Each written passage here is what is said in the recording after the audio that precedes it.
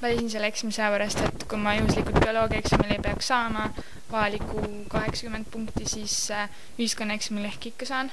Nii et lihtsalt see tundus kindel valik. Ja mis sa arvad, kuidas sul läks?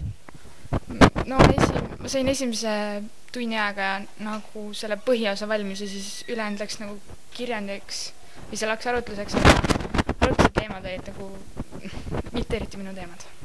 Kas sul läks? Ma arvan, et oleks võinud minna paremini, sellepärast arutlusteemad olid eriti sobilikud poistele, energeetika ja NATO, et tüdrukutel oli vähe siin variante.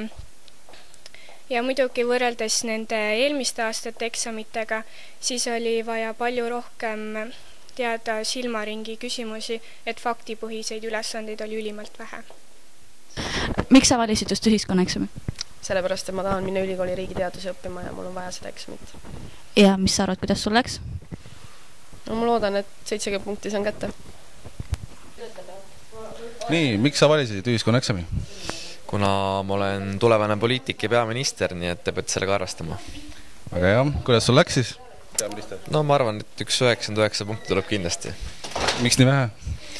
No sest, et ühe küsimusega on veidi kahtlesin üle ja see olin kõikides kindel. Aitäh, väga hea. No miks valisid ühiskonnaeksami?